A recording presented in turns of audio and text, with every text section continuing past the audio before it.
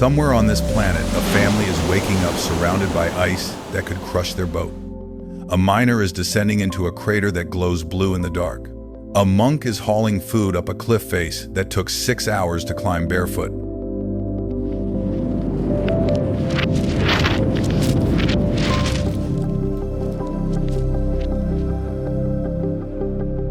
We like to think civilization means safety, comfort, control over your environment, but the truth is far stranger.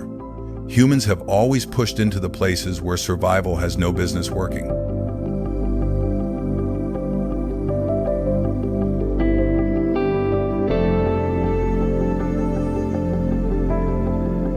Volcano slopes, underground cities, frozen archipelagos where the sun refuses to set, and somehow impossibly people built lives there.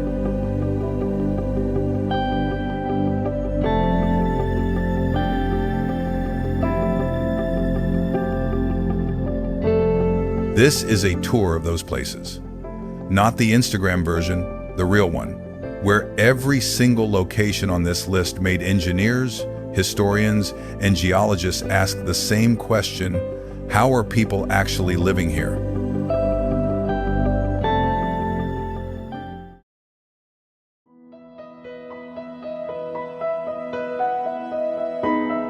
Mount Fanjing, China. Start at the top literally.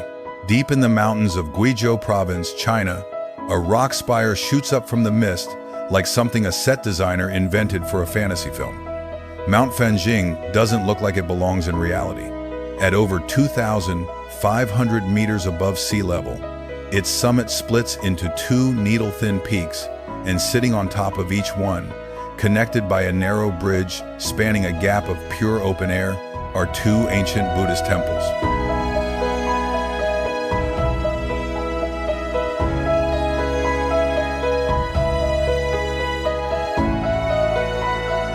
These weren't placed there recently.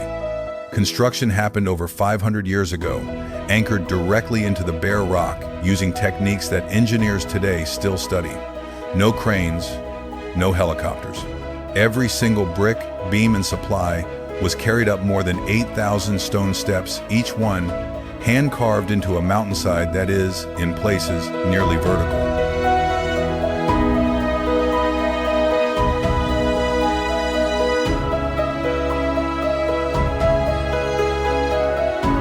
For centuries, monks have called these sky-perched sanctuaries home. Pilgrims still make the climb, passing through cloud cover, legs burning, lungs working harder in the thinning air, until they arrive at what genuinely feels like the edge of the sky. The mountain is considered so sacred that reaching its summit is understood to be a spiritual act as much as a physical one. It's a place where the line between prayer and endurance completely disappears.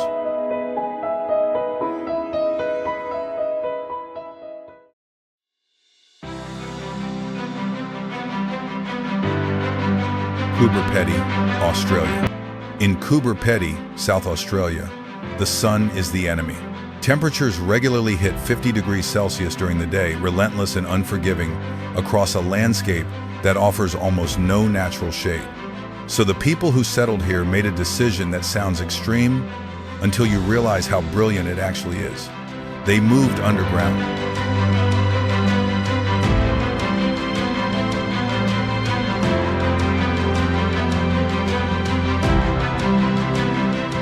Not just their homes, everything. Shops, restaurants, pubs, a church, even hotels are carved into sandstone below the desert floor, where the temperature stays cool regardless of what's happening at the surface. Ventilation shafts drilled through rock keep the air breathable, turning what began as abandoned opal mine tunnels into fully functioning neighborhoods.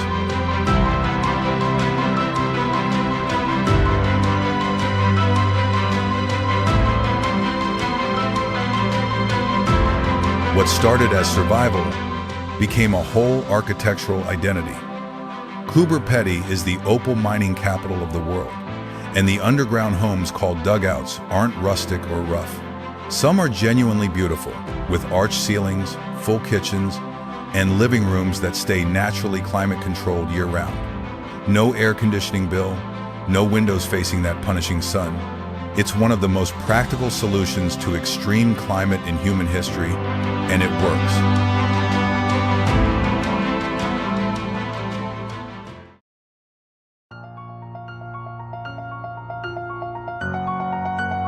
Grindavik, Iceland. Iceland looks peaceful. Green hills, hot springs, clean air. But in the fishing town of Grindavik, Iceland, the ground beneath people's feet is fundamentally untrustworthy. The town sits in the shadow of an active volcanic system that has been erupting with increasing frequency.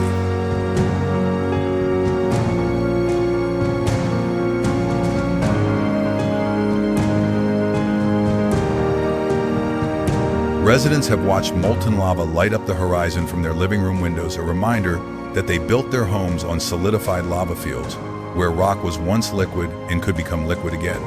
The area receives an average of around 25,000 earthquakes per year, and when the volcano moves, lava flows have consumed entire streets.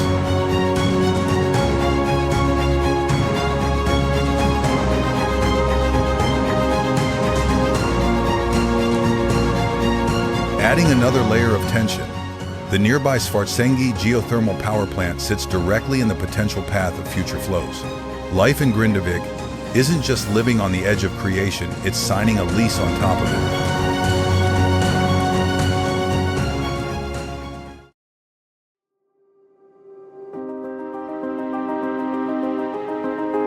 Yanjin, China. Most cities are limited by how far they can sprawl outward. Yanjin, China, never had that option. Squeezed between two mountain walls in Yunnan province, Yanjin occupies a valley so narrow that in some sections it stretches only about 30 meters across.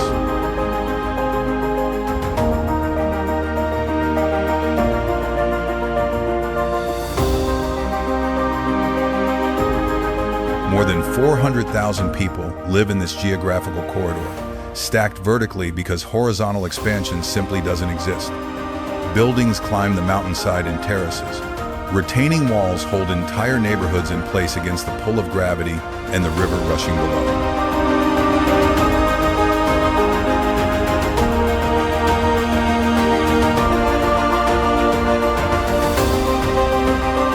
It creates something that looks less like a city and more like a vertical filing cabinet, layers of life stacked into a canyon.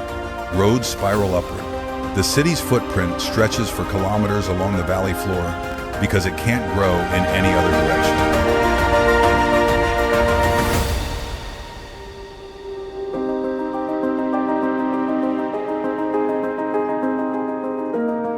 Yanjin might be the world's thinnest metropolis, and it functions.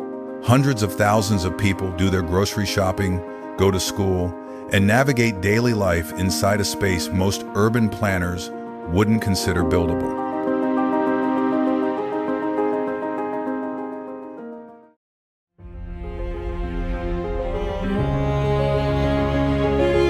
Castellfollit de la Roca, Spain. On the other side of the world, another town found itself similarly squeezed, though in this case, by basalt.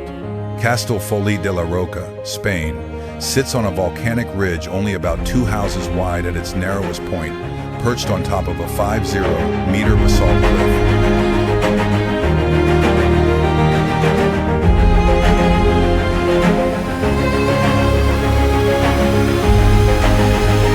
From below, the medieval settlement looks like it was assembled directly onto the edge of the rock, which, in a sense, it was.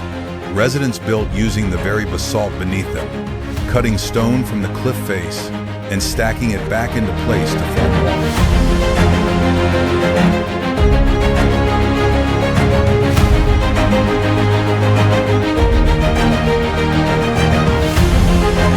Neighbors can lean out their windows and hand something across to the person on the other side of the street. Medieval walls around the settlement weren't just defensive structures, they were the only thing standing between residents and a sheer drop into the valley below.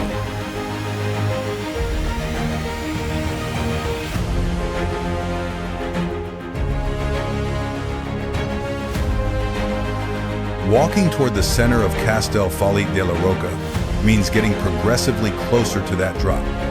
It's a town designed around the edge, where architecture and gravity are in constant negotiation.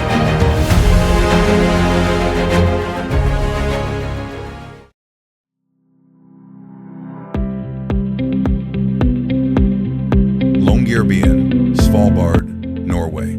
Some places have unusual regulations. Longyearbyen, Svalbard, Norway, has perhaps the most unusual in the world. Dying here is effectively prohibited. This isn't bureaucratic exaggeration.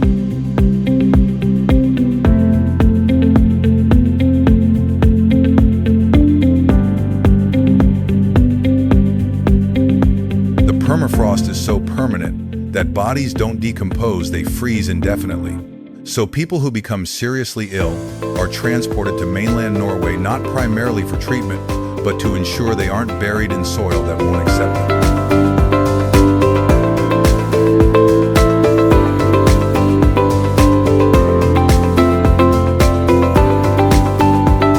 Every resident carries a rifle for polar bears, not crime. The sun disappears entirely for months in winter, then returns for months of unbroken daylight where 3 a.m. looks identical to 3 p.m. And buried in the permafrost nearby, the Svalbard Global Seed Vault.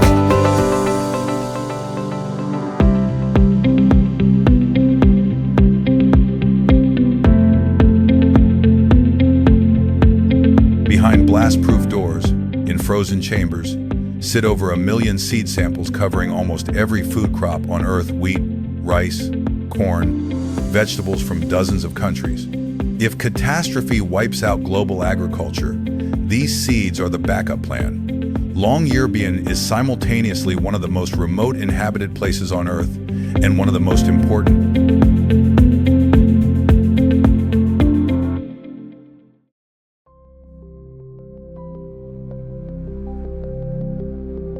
Abuna Yamatagu, Ethiopia. If Longyearbyen tests endurance with cold, Abuna Yamataga, Ethiopia, tests it with height. This 6th century church was built into a sheer cliff face at around 2,580 meters in Ethiopia's Tigray region.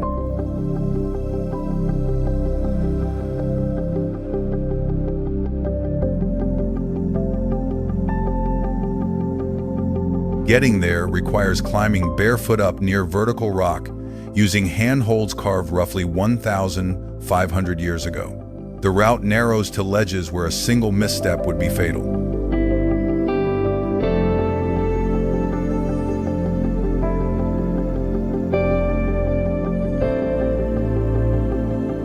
Despite this, Sunday service still happens. Families make this climb regularly as an act of worship. Inside, the walls are painted with ancient frescoes, their colors still vivid after 15 centuries.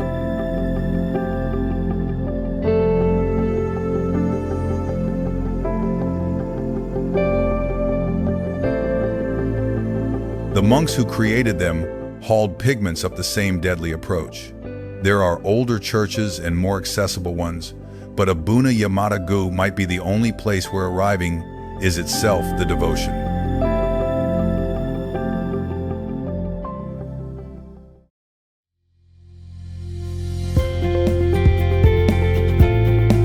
Lindisfarne, England. Off the coast of northeast England, Holy Island known as Lindisfarne, England plays a disappearing trick twice a day.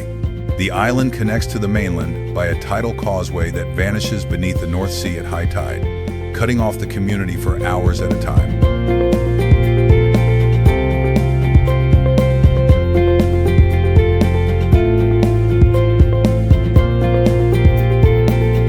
The schedule is posted clearly. Warning signs explain the tide tables. And yet every year, drivers misjudge the window and watch seawater rise around their vehicles until their car becomes the latest casualty of Lindisfarne's oldest joke.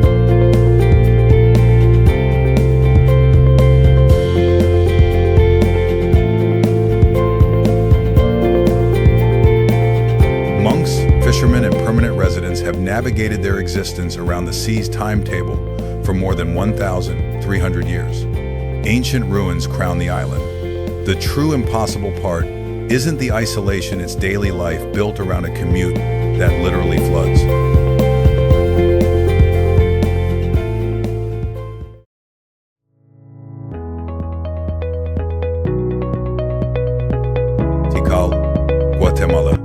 Some impossible places weren't abandoned by nature, they were abandoned by their own inhabitants, then swallowed whole.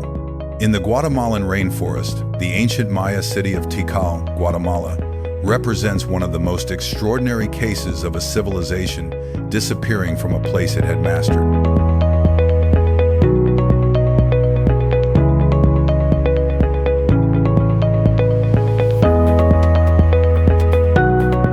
At its peak, Tikal housed tens of thousands of people, with roads, palaces, vast markets, and astronomical observatories that track celestial movements with precision that still impresses researchers.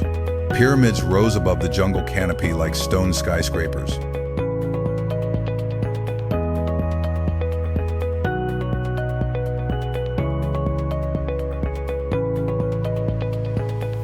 Then around 900 AD, they left. Drought, soil depletion, and political collapse did their work. The jungle won. Vines climbed the temples. Tree roots split stone floors. Entire plazas vanished under centuries of growth. Tikal existed as legend until explorers hacked through the vegetation and found a city that nature had spent 1,000 years trying and mostly failed to erase.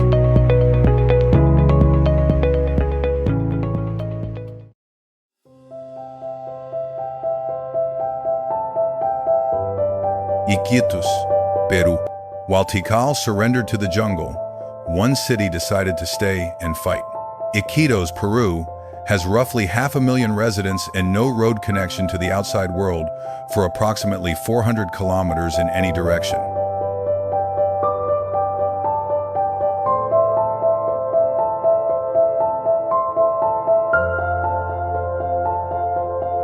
To reach it, you fly over the Amazon canopy or travel by river for several days, through waterways where pink dolphins surface and anacondas hunt in swamps a few blocks from the city center. Caimans slide past floating markets.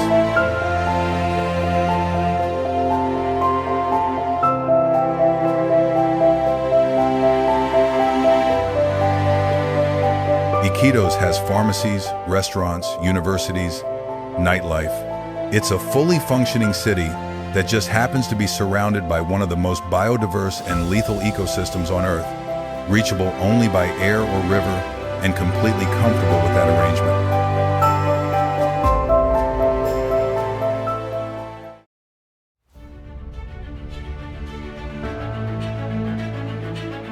Sumela Monastery, Turkey. Clinging to the cliffs above Trabzon in northeastern Turkey, Sumela Monastery has occupied the same vertical rock face for over 1,600 years, carved at roughly 1,200 meters elevation directly into natural caves, with frescoed halls extending into the rock itself.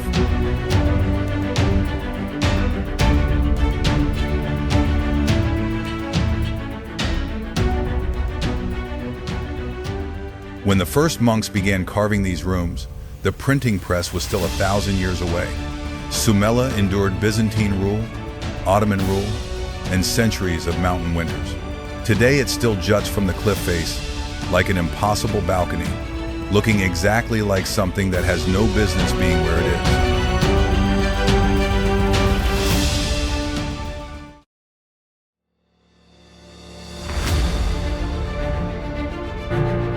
Lake Titicaca Floating Islands, Peru. On the opposite end of the architectural spectrum from cliff-carved monasteries, the Uros people of Lake Titicaca, Peru, found a solution to territory as elegant as it is improbable. If you can't own the land, build your own.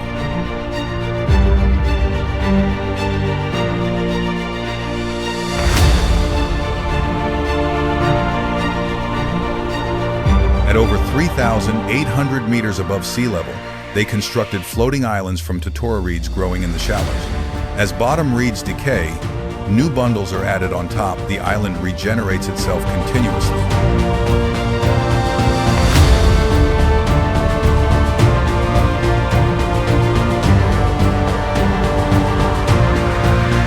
Homes, cooking areas, and community spaces sit on platforms that move gently with the water.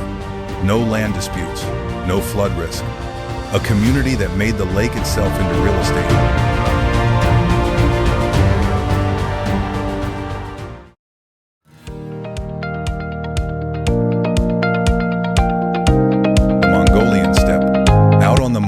Mongolian steppe, Mongolia, emptiness becomes the point. You can ride for a full day without passing a fence, a building, or another person. For the nomadic herding communities here, this vastness isn't hardship, it's the condition that makes their way of life possible.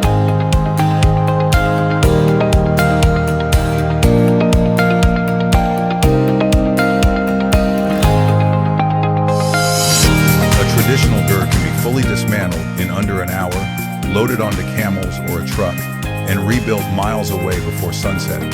Home isn't a fixed address. It's wherever the season, the grazing, or the family decides to stop. But the steppe is changing.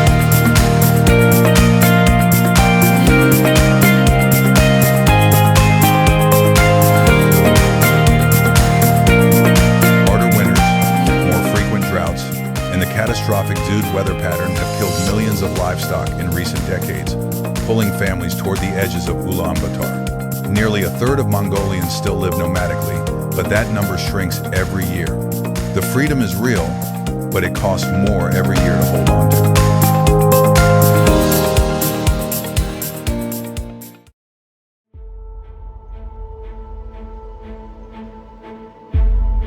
Mount Merapi, Indonesia. Back in Indonesia, on the slopes of Mount Merapi, entire villages have been rebuilt in the same locations after being destroyed by eruptions. Multiple times, this isn't ignorance.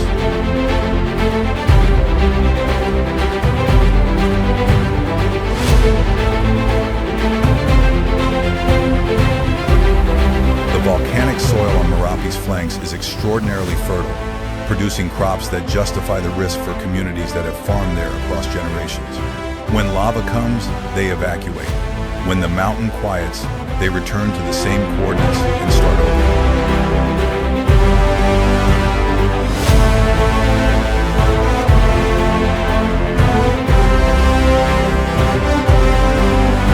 It's a calculated relationship with a dangerous neighbor.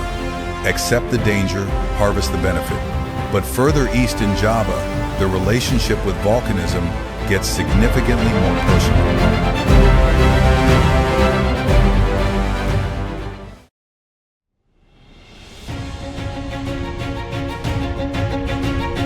Kawah Ijen, East Java, Indonesia. Deep in the mountains of East Java, Indonesia, Kawah Ijen volcano holds a crater lake so acidic it could dissolve metal. In daylight, the water looks almost beautiful turquoise and still. The reality is that the pH sits close to zero, effectively a pool of sulfuric acid.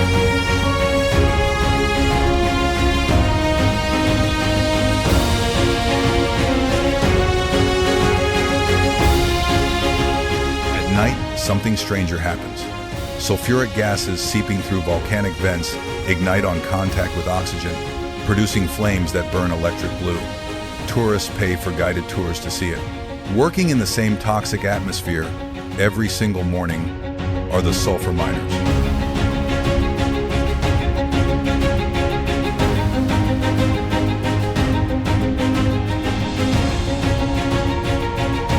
They descend before dawn with cloth masks, as their only protection against gases corrosive enough to cause lung damage. They use iron bars to break hardened sulfur from around the vents, loading baskets until each one weighs up to 90 kilograms.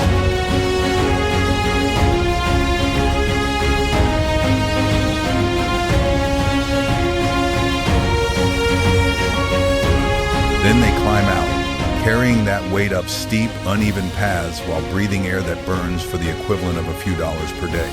The tourists are at the rim getting the photograph. The miners are inside, doing the work that keeps their families fed.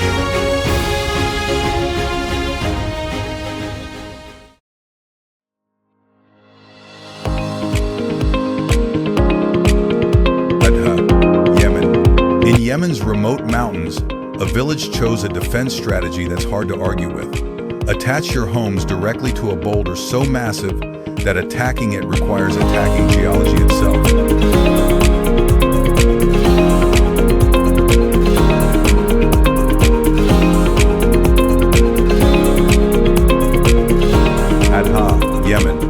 also referred to as various transliterations of the original Arabic name, clings to a giant rock outcropping, with stone houses built into crevices, wedged onto ledges, and growing organically from the ancient formation.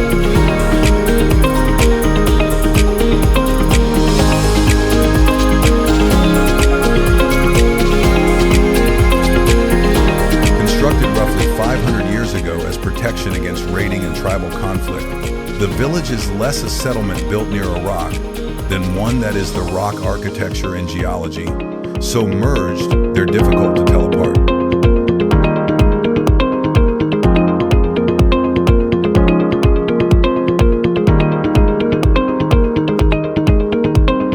From a distance, it looks less like a place where people live and more like a natural formation that, on closer inspection, turns out to have windows.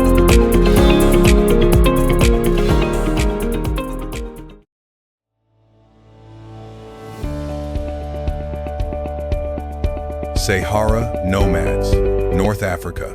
In the world's great deserts, the Sahara, the Arabian Desert, the Rub al-Khali nomadic families have mastered an environment that kills people who don't know what they're doing.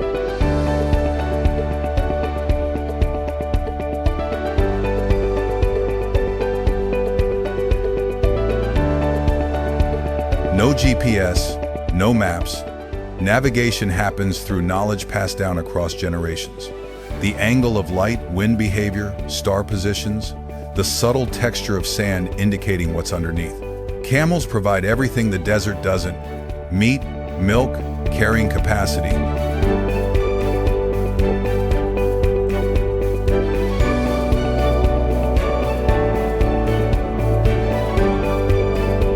Temperatures swing from burning to near freezing within hours. A navigation error isn't inconvenient, it's fatal. Yet families pack, move, and rebuild across thousands of kilometers every few weeks. Desert nomads don't survive despite the desert. They understand it deeply enough that it becomes, for them, home.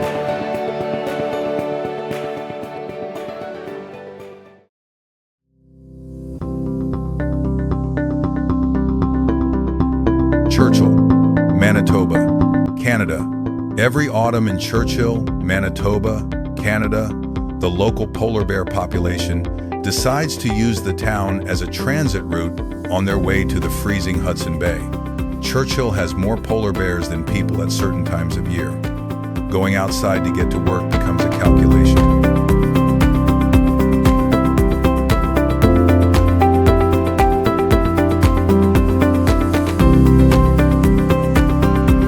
Locals leave their car doors unlocked not because crime isn't a concern, but because if a polar bear decides to investigate the space between you and your vehicle, someone else's unlocked Honda might be your fastest option for survival.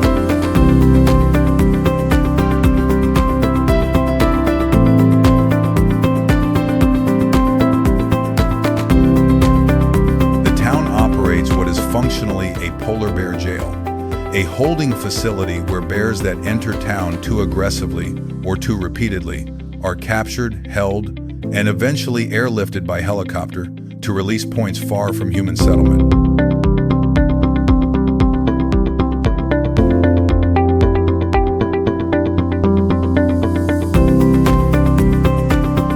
Churchill exists here because of the Hudson Bay coastline, the beluga whales, the northern lights, and the history of the region.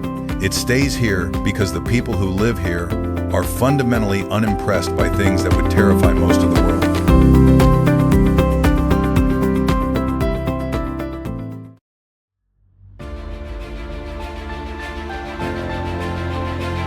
Pitcairn Island, South Pacific.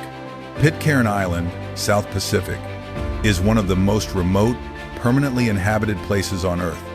A volcanic speck with no airstrip and no regular transport to anywhere.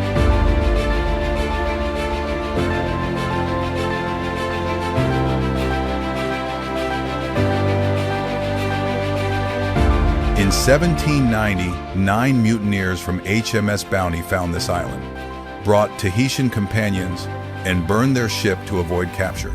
They succeeded. The British Navy didn't locate them for nearly 2 decades.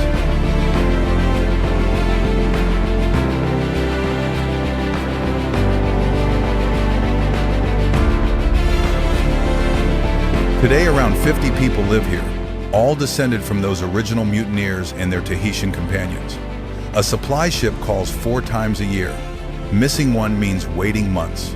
The island has been continuously inhabited for over 230 years in the middle of nothing.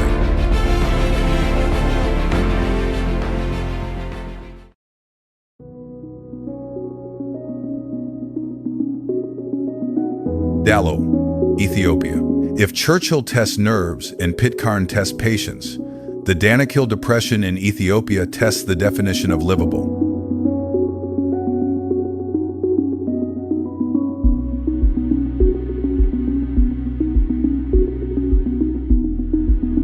The village of Hamad Ela, Ethiopia, sits in one of the hottest, lowest, most geologically active places on Earth.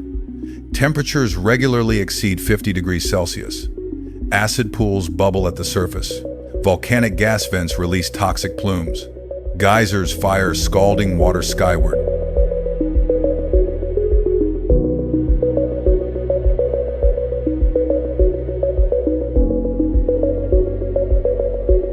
People live here anyway. Afar miners hack white salt slabs from the desert floor by hand, in temperatures that would hospitalize unprepared visitors. Their homes, wooden frames covered in woven mats, have housed the same families for generations. Someone's grandfather was born here and considered it ordinary.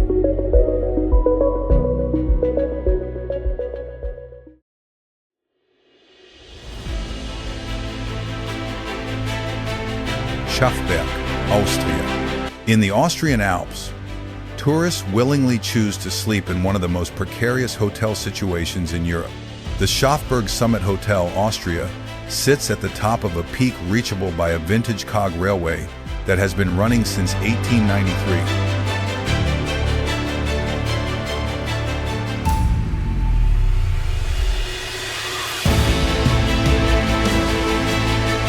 At the summit, guests wake up to find themselves adjacent to a sheer drop of nearly 2,000 meters into the valley below. The view is extraordinary. The vertigo is real. The hotel has been running continuously for over a century. Contrast this with Spain, where the solution to extreme terrain went in the opposite direction entirely.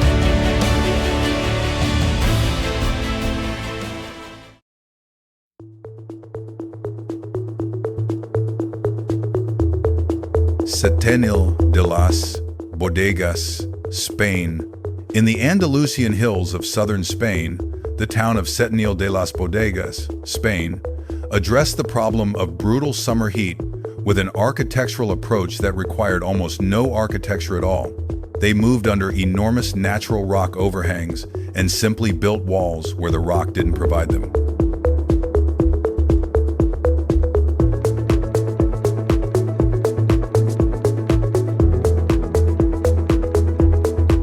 Entire neighborhoods exist under slabs of stone that have been overhead for millions of years. Some houses have no back walls. The cliff face is the back wall. Streets run beneath giant stone ceilings that block the sun completely, keeping the town naturally cool while the rest of Andalusia swelters.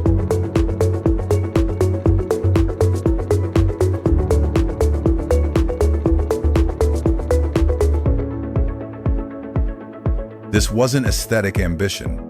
It was practical problem-solving of the most direct kind. The rock is already here, it already blocks the heat, so build under it. The result is a town that looks like a cave system that got domesticated and functions exactly as well.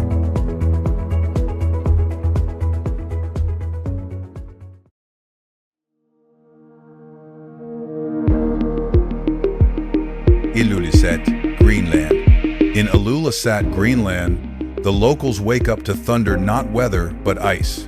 The town sits adjacent to the Ilulissat Ice Fjord, a UNESCO World Heritage Site, where one of the world's most productive glaciers calves constantly into the sea.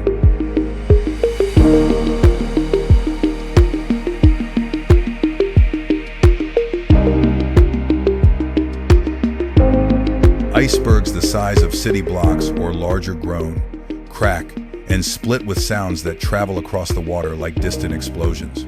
The only way out of this town by sea is through a maze of these frozen mountains, some of them hundreds of meters tall, all of them moving.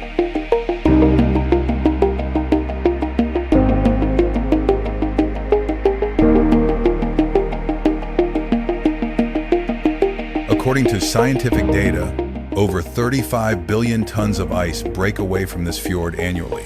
It's the same ice sheet system that, thousands of years ago, sent the icebergs southward that eventually ended the Titanic's first voyage.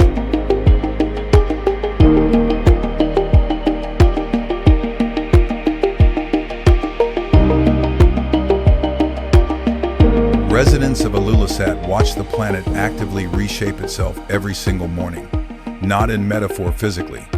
The horizon changes, new bergs appear, old ones tip, splinter, and disappear. It is, by any measure, one of the most dramatic addresses on Earth.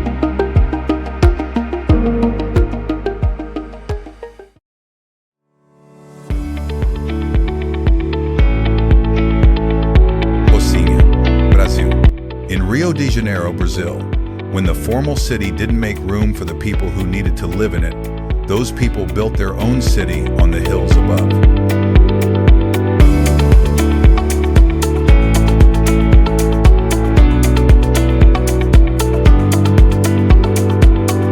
Rocinha, Brazil, houses over 100,000 people on slopes so steep that streets become staircases and vertical distance replaces horizontal sprawl. Built without permits, sustained by collective determination, it grew upward when outward wasn't available.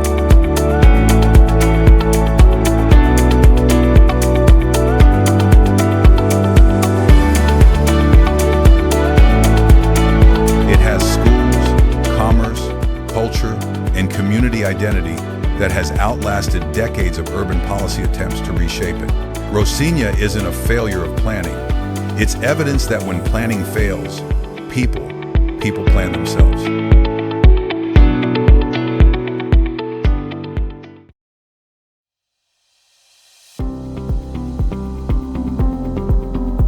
Spiti Valley, India. High in the Indian Himalayas, Spiti Valley, India, operates as one of the world's highest inhabited regions, with villages above 4,000 meters that most visitors can't function in without acclimatization.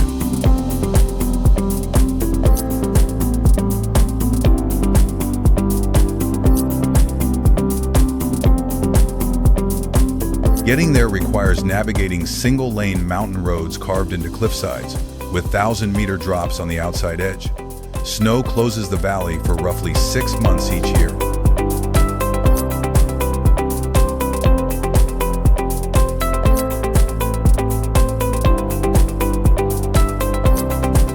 During those months, communities are completely isolated, surviving on stored food and fuel prepared in advance.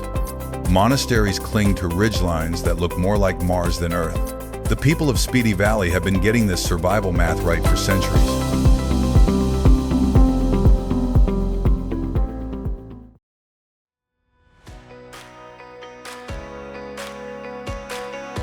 Vardzia, Georgia. Some cities weren't built to be seen. Vardzia, Georgia, was built to be invisible. From the valley floor, what is now one of the most extraordinary archaeological sites in the Caucasus looks like a blank, weathered cliff.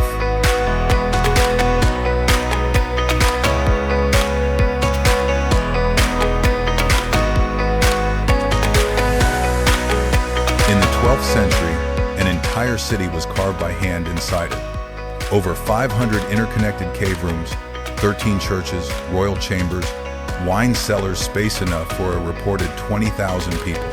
For generations, armies marched past and saw only rock.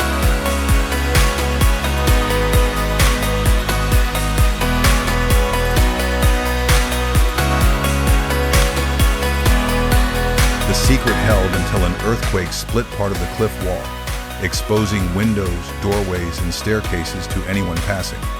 A medieval city, hidden for centuries, revealed by geology.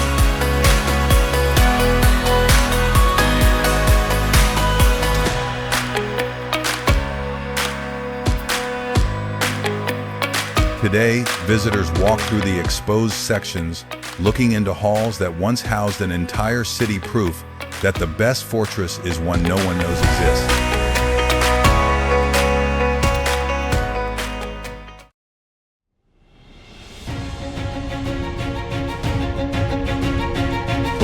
Sap Lak, Cambodia. In central Cambodia, an entire lake breathes, and the communities on it breathe with it. Tonle Sap Lake, Cambodia, undergoes one of the most dramatic seasonal transformations of any body of water on Earth. In the dry season, it's a modest basin. When the monsoons arrive, in the Mekong reverses flow. It swells to 6 times that size.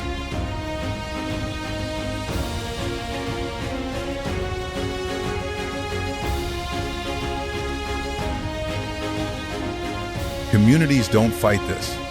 Houses and temples sit on stilts up to 10 meters tall, or float on rafts that rise with the water and settle as it drains. Wood rots in the cycle, so structures are rebuilt constantly. Solid, permanent ground is a concept people here remember from somewhere else.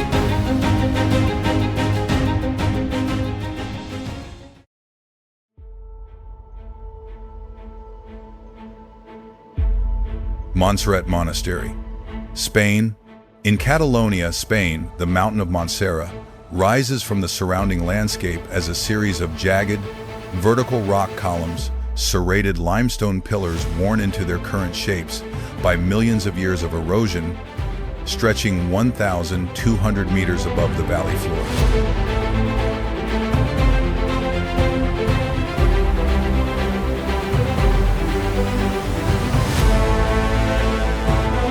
Benedictine monks decided this was exactly where a monastery should be. For centuries, pilgrims climbed near vertical trails to reach paths that challenged people without any particular desire to reach the summit. The monks who built Montserrat weren't looking for a scenic address.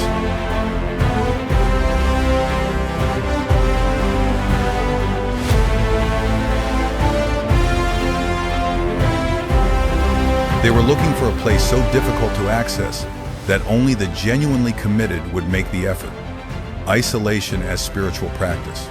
Legend credits the mountain with having sheltered the Holy Grail at some point in its history, adding mythology to a place that was already improbable enough on its own terms.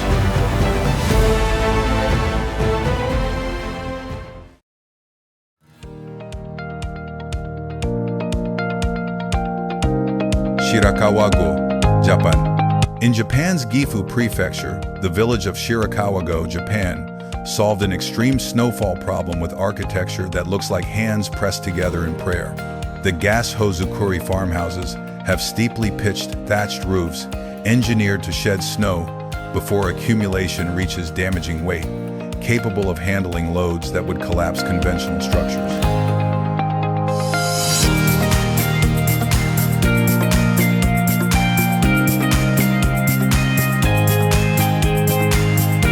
Not far away, Mount Ibuki holds the world record for snow depth recorded in a single day, approximately 11.82 meters. These aren't historical displays. Shirakawa-go is a functioning village where the engineering keeps people alive through winters of extraordinary violence, and the aesthetic, now a UNESCO World Heritage Site, is almost incidental.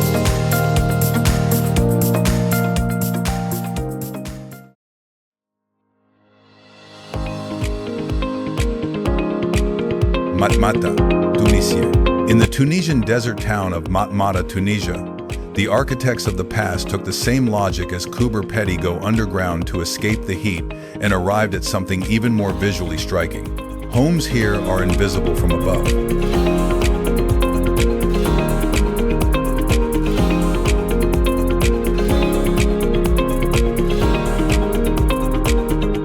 Where a visitor might see only open desert, scattered holes in the sandstone lead downward into circular courtyard compounds, around which rooms were carved in all directions. Each compound is its own private world, naturally temperature regulated, hidden from the surface, connected to the others by tunnels and paths that don't announce themselves.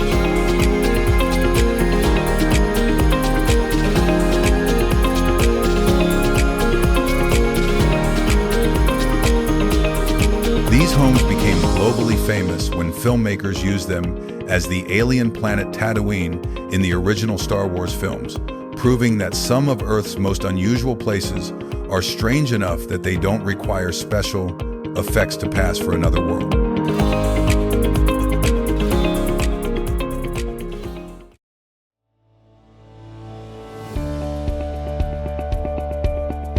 Yangshuo, China. In southern China's Guangxi province, the town of Yangshuo, China, exists inside one of the most visually improbable landscapes on Earth, surrounded by towering karst limestone peaks that rise hundreds of meters from flat farmland in every direction.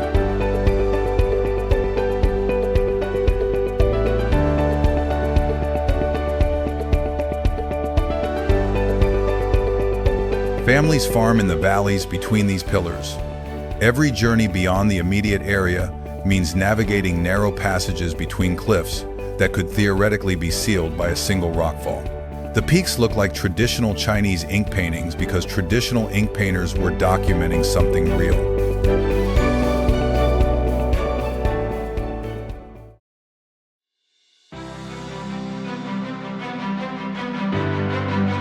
Tanna Isla, Vanuatu.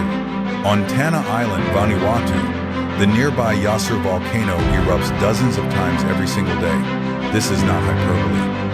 Yasur is one of the most persistently active volcanoes on Earth, producing regular eruptions that send lava bombs and ash into the air continuously. From nearby villages, the mountain sounds like a fireworks show that never ends.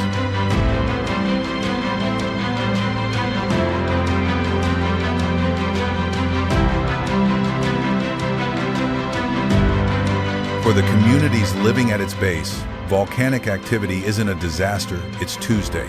Locals have spent generations observing the mountain closely enough to distinguish between the eruptions that require concern and the ones that are simply the earth going about its business.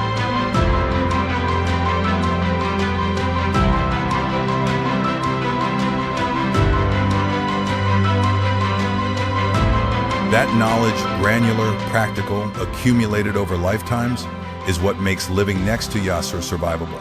Tourists pay significant money to stand at the crater's rim and watch the same activity that these families consider background noise.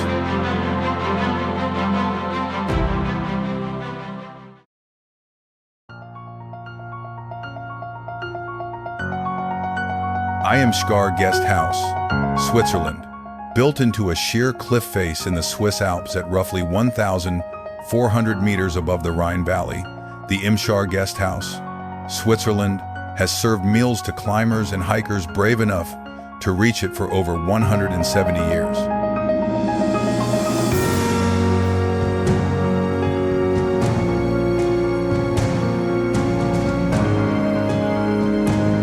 The building appears to have been attached to the mountainside as an afterthought, a balcony with rooms projecting from vertical rock above a drop that would be fatal.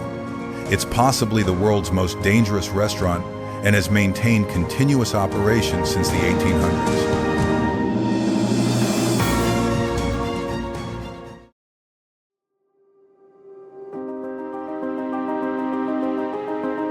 Henningsvær, Norway. In Norway's Lofoten archipelago, the fishing village of Henningsvær, Norway, solved the problem of limited island space by distributing its essential services across multiple separate islands, connected by narrow bridges spanning cold Arctic water.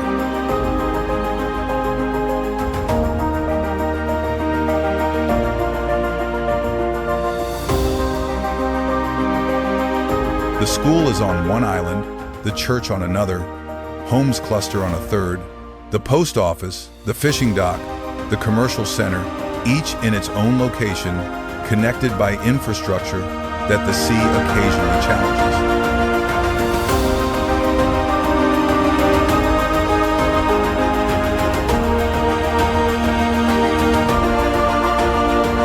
During winter storms, waves crash over the connecting bridges. Getting across to the school, the store, or a neighbor's house requires timing around weather that can go from manageable to dangerous in minutes. What elsewhere would be a brief walk becomes, in Henningsvær, a calculation about Arctic sea conditions.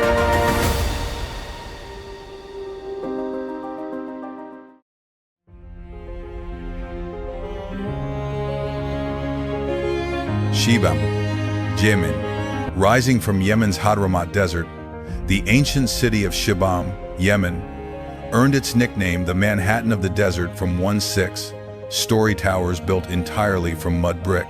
These aren't recent constructions.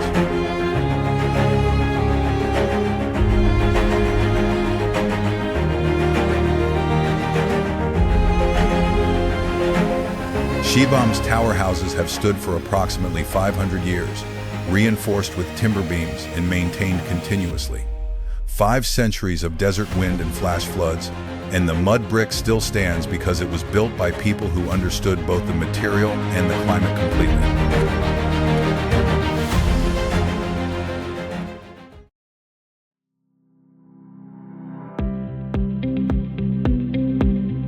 Vardzia, Greece. From the Greek mainland, Vardzia, Greece, appears to be exactly what it looks like. A small coastal town next to a large rock. Sail around the far side, and a complete Byzantine city appears cascading down the seaward cliff, entirely invisible from land.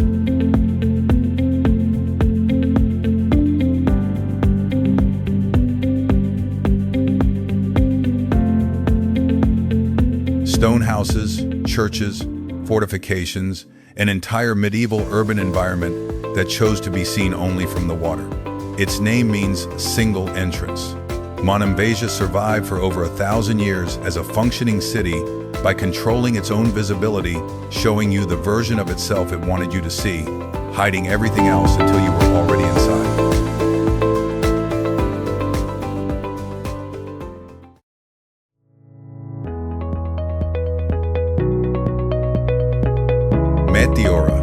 Greece. While Vardzia hid horizontally, the monasteries of Meteora, Greece, escaped vertically. Massive limestone pillars, some over 400 meters tall, rise from the valley floor of central Greece. On top of several of them, balanced with apparent indifference to physics, sit medieval monasteries occupied continuously since the 14th century. They weren't built for the view. Raiders swept through the valleys, burning everything reachable.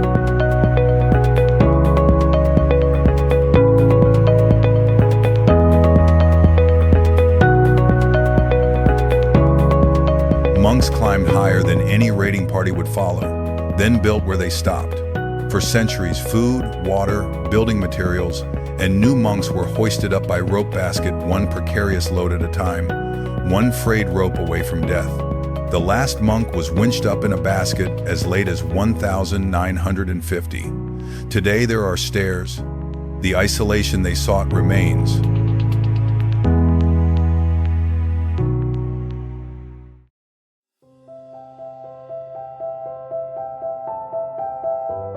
Huacachina, Peru. Hidden within Peru's coastal desert, the oasis of Huacachina, Peru, exists as something that shouldn't be real. A small lagoon ringed with palm trees, surrounded entirely by enormous sand dunes.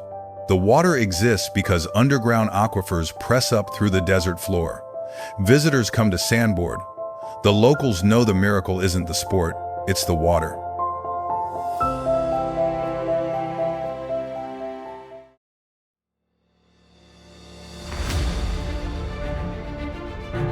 Paro Taksang, Bhutan. On a cliff face in the Paro Valley of Bhutan, the Paro Taksang Monastery, Bhutan, universally known as Tiger's Nest, appears to be growing directly from the rock at roughly 3,000 meters elevation.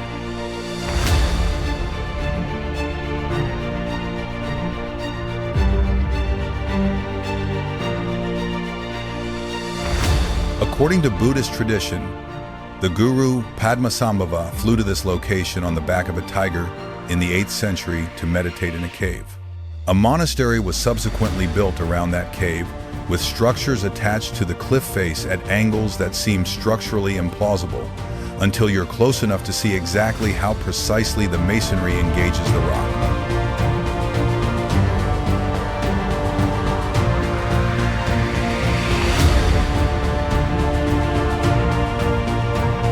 Reaching it requires climbing stairs carved into the cliff, a journey of several hours, while the monastery itself hangs above you the entire way, its whitewashed walls visible against the rock. Monks live and practice here at the edge of open space, their morning prayers carrying across valleys that drop away below.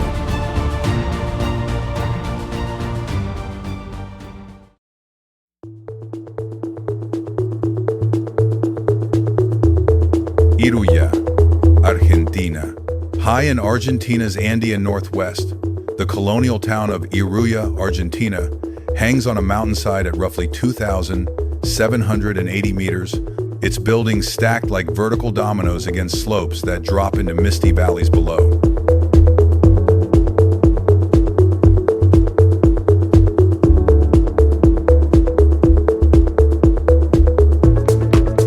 Cobblestone streets become staircases. Houses lean against each other for structural support. The single road connecting Iruya to the world outside winds along cliff sides above drops that discourage any error in driving judgment.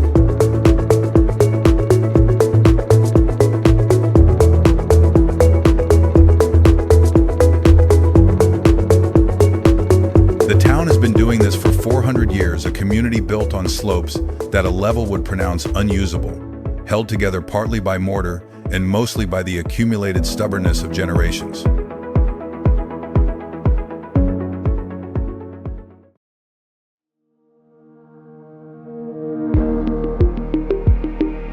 Gassadalur, Faroe Islands. On the Faroe Islands, Denmark, the tiny village of Gassadalur, Faroe Islands, clings to cliff edges above the North Atlantic with fewer than a dozen families and residents. From the village, a waterfall drops straight from the cliff into the churning sea below.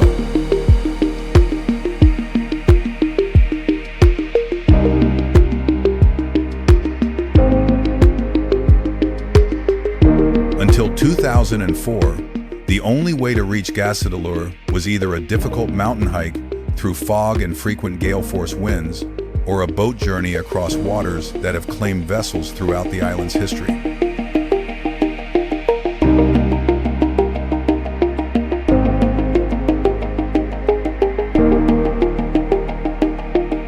Sheep significantly outnumber people, grazing right to the cliff edge as if the 1,000-foot drop were just another field boundary. Every significant storm raises the same question. Is this the one that finally claims it? So far, the answer has been no.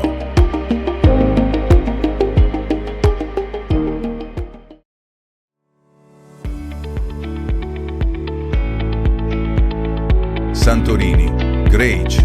From a distance, Santorini, Greece, looks like a Mediterranean postcard whitewashed villages on cliffs above a blue caldera. Look closer at what you're actually photographing. The caldera is the remains of one of the most powerful volcanic eruptions in recorded history, approximately 3,600 years ago, which literally blew the island apart.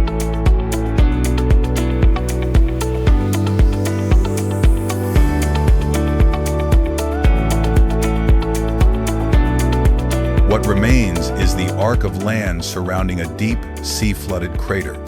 The volcano hasn't stopped existing, only paused. The last significant eruption was 1,950. Every sunset photo taken from Santorini's rim is technically a view into a volcanic mouth. The residents live on the inner walls of a caldera, with geothermal activity measurable beneath them, in the most beautiful catastrophe zone in the world.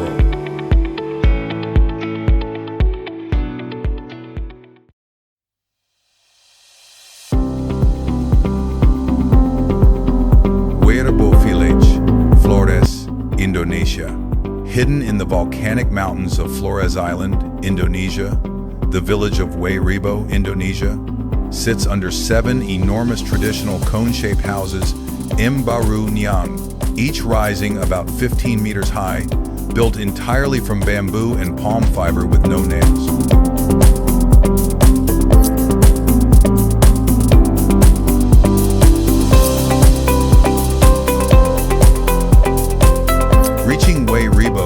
A 3-hour hike through dense forest. There are no roads to the village, no electricity grid. The outside world arrives on foot, or not at all.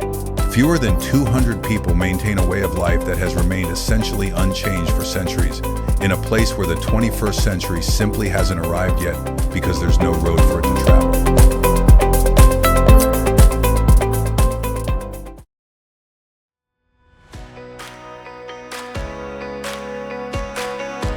Civita di Bagnoregio, Italy.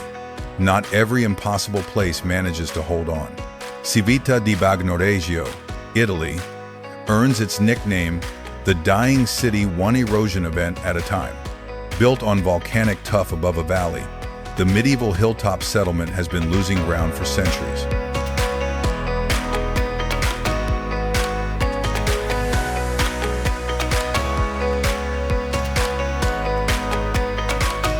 The soft rock erodes. Landslides claim chunks of cliff.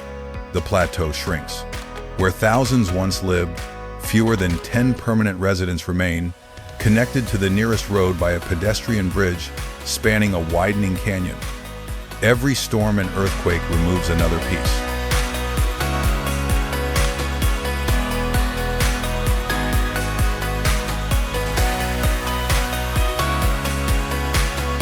What's remarkable is that those residents stay, watching their world shrink, choosing to remain in the same place that is itself slowly dying. Civita di Bagnoregio is a town in permanent farewell that somehow makes each remaining day feel deliberate.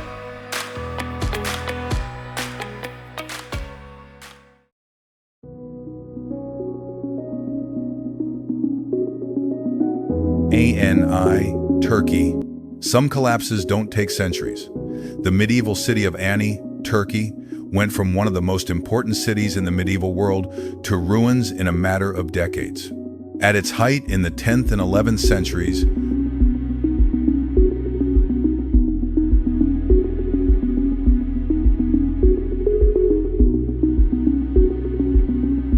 Ani was the capital of the Bagratid Armenian kingdom, a city rivaling Constantinople in size and influence, with a reported population of 100,000, known as the City of 1,001 Churches.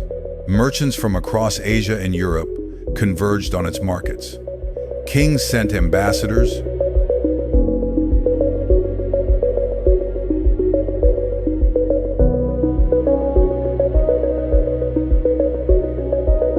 then earthquakes damaged its foundations. Invasions scattered its population. Trade routes shifted as political circumstances changed, and Ani found itself at the edge of nowhere instead of the center of somewhere.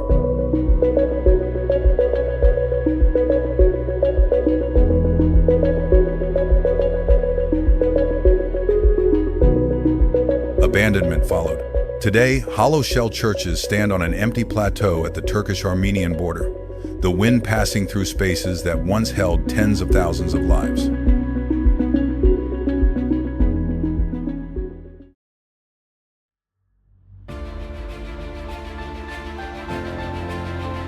Mesa Verde, Colorado, USA. In Colorado's canyon country, the ancestral Puebloans built their communities not on top of cliffs, but inside them. Mesa Verde, USA, preserves more than 600 cliff dwellings tucked into canyon wall alcoves, some expanding into 200-room complexes.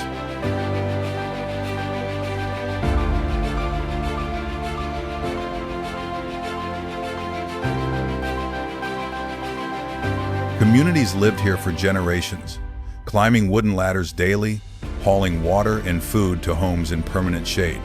Then in the late 13th century, they left. Prolonged drought and resource exhaustion made the cliff cities unsustainable. The canyon stood empty and hidden for roughly 700 years until rediscovery in the 1880s. A stone city abandoned mid-sentence, still waiting.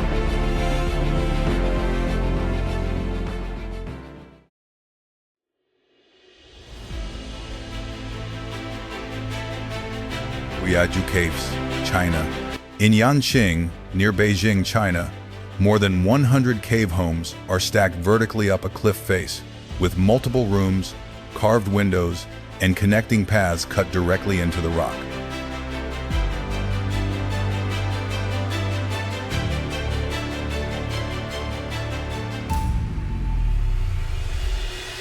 Some chambers show evidence of sophisticated construction doors fitted to frames, storage niches carved at convenient heights, spaces that suggest families lived organized, domestic lives.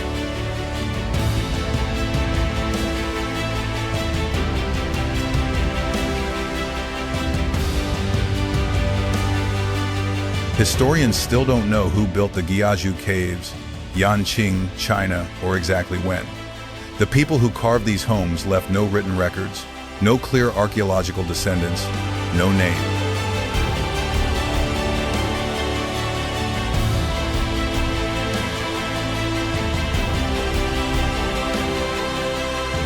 A community existed here, built something remarkable, and then disappeared so completely that even their identity was lost. A lost people who lived hidden in stone, then vanished. It's one of archaeology's more unsettling open questions. Derinkuyu, Turkey. If the Guyaju caves represent mystery,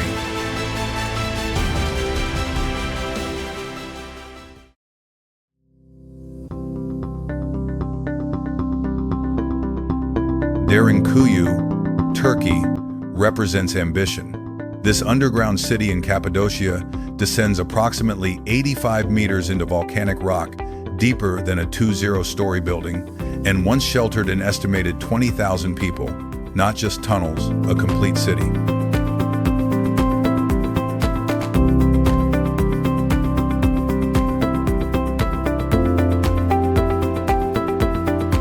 Stables, kitchens, schools where children studied by lamplight, storage chambers, and rolling stone doors that could seal off entire sections from invaders.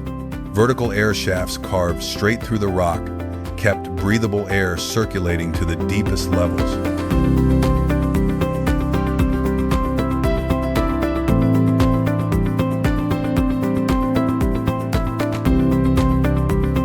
An ancient ventilation system that made long-term underground habitation possible. Entire communities lived here for months at a stretch, hidden below a surface that armies crossed without suspecting anyone was underneath them.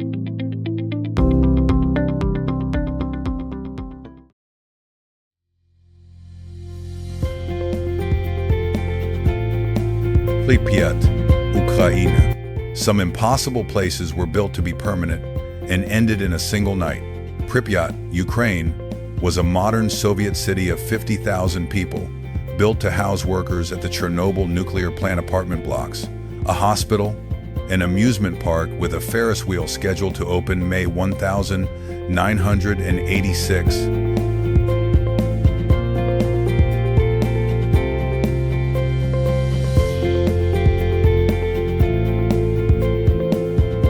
A city designed for the future. On the 26th of April 1986, Reactor 4 exploded. Within days, the city was evacuated. Residents were told to pack for 3 days. Nobody came back.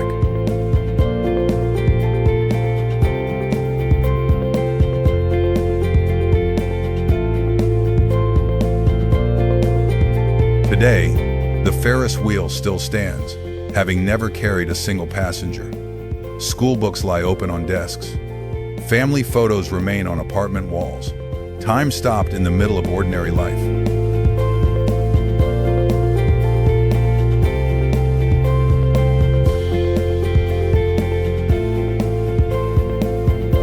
What happened next was unexpected. Nature moved back in. Foxes run through streets where buses once ran.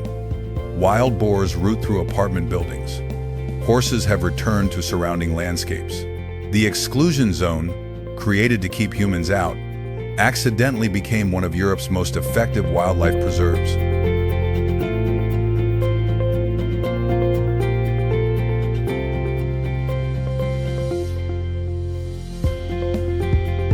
And scattered among the ruins, a small number of elderly, mostly self-settlers returned illegally to die in the homes they refused to abandon. In the shadow of the worst nuclear disaster in history, life found a way back. Just not the life anyone planned.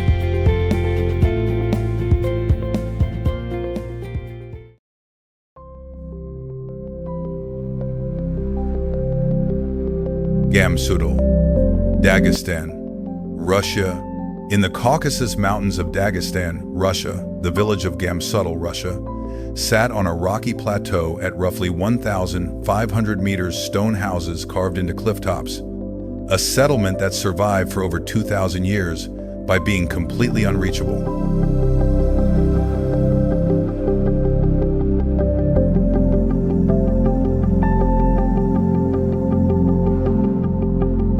No roads, just treacherous paths taking hours to climb. The last permanent resident died in 2015. Gamsudal outlasted empires and survived 2 millennia of mountain winters.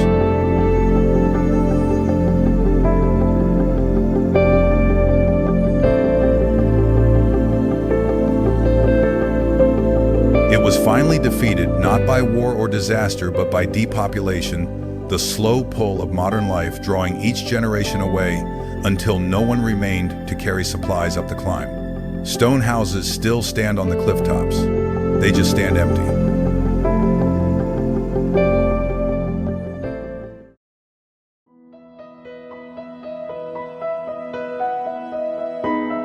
Kolmanskop, Namibia.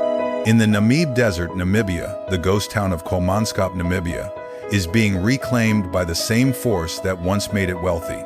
In the early 1900s, diamonds scattered on the desert floor fueled a German colonial settlement with a hospital, ballroom, ice factory infrastructure rivaling European cities, sustained entirely by stones found in the sand.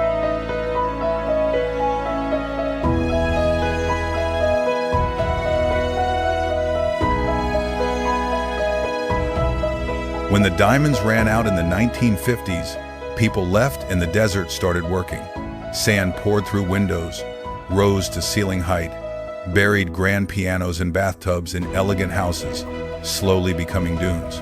Today, visitors photograph rooms half filled with sand. The desert was always going to win. It just waited.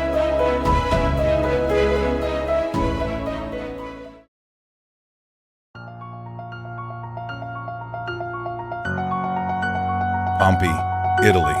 And then there's the reminder that some endings don't happen gradually. Pompeii, Italy was a prosperous Roman city of around 20,000 people at the foot of Mount Vesuvius. By 79 AD, the mountain had been quiet so long most residents didn't know it was a volcano.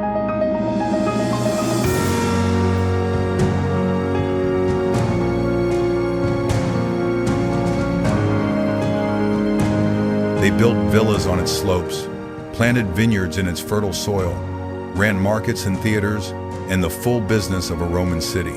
On August 24th, 79 AD, everything stopped. Pyroclastic flows buried Pompeii under several meters of volcanic material in hours.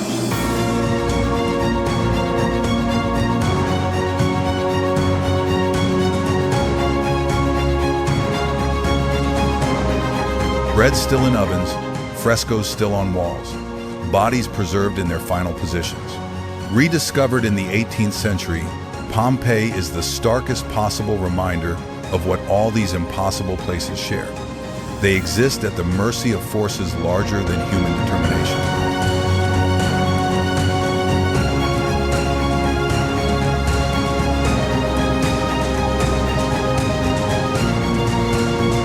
Volcanoes, glaciers, deserts, the sea, forces that don't negotiate.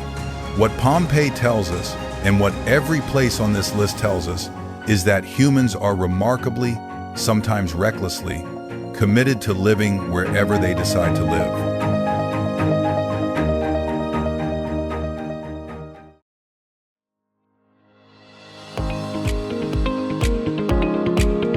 Cliffs that crumble, volcanoes that erupt, underground cities below armies, floating islands at altitude, crater rims where the air burns, ice fjords where the horizon cracks apart. These places required not just construction, but the continuous decision to stay.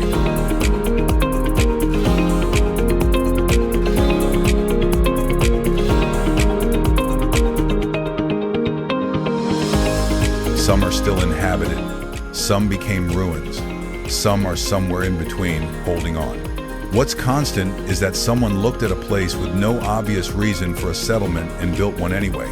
That stubborn human insistence on calling even the most hostile place home might be the most interesting thing about us.